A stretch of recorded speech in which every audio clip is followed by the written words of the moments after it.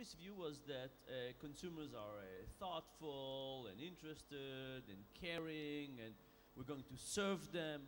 And I think all that is really nice and probably correct for like 2 or 3 categories. But mostly people are too busy and have other things to do. And I don't want to say it in a bad way, but kind of dumb as well. And I think what we understand from social science over the last few decades is that if we try to understand how people make decisions, they don't actually make that many decisions. In fact, they try to avoid decisions with as much as possible. I'll give you one example. We've been working with a company that sends people medications in a mail pharmacy. So if you have some long-term disease, they would send you your medication every time. And when a medication moves from being branded to generic, they really want to get people to move to generics. So what do? They send people a brochure and say, look, if you move to this generic medication, you will save money and we will save money and everything will be well. And what do people do in response to this message, which is very appealing? They will get to save money, the company. What do people do? Nothing. So what does the company do? They send a colorful brochure. And again, nothing happens. And they keep on doing it over and over and over.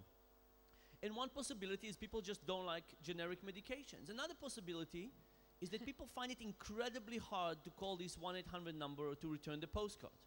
So we proposed the following simple experiment. We said, don't let the people an option of not returning the postcard. People are going around their business and this company was calling them and saying, please do this, please do that, and people could do nothing. What if nothing was not an option? What if all of a sudden you said to people, you have to return this self-addressed postcard or to have to call this number. If you don't do it, your prescription will not continue. You can choose generic or you can choose branded. What happened? Almost 90% of the people moved to generic. And the notion is that we have little bumps on the road, like returning a postcard or calling a number, that we might think are incredibly tiny and should not matter, but the reality is they are. So I think that there's 2 points here. One is that my view of the future of marketing is that people would get much more involved in the decision environment.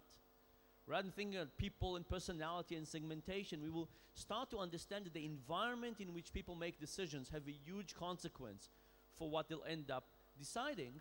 And the second thing which relates to this point is that, you know, people have other things to do. They're not necessarily interested in what people in marketing care.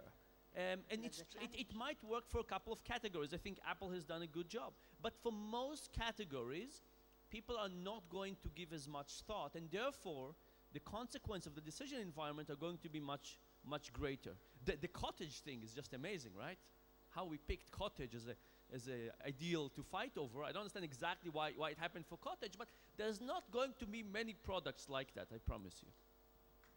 Thank you very much.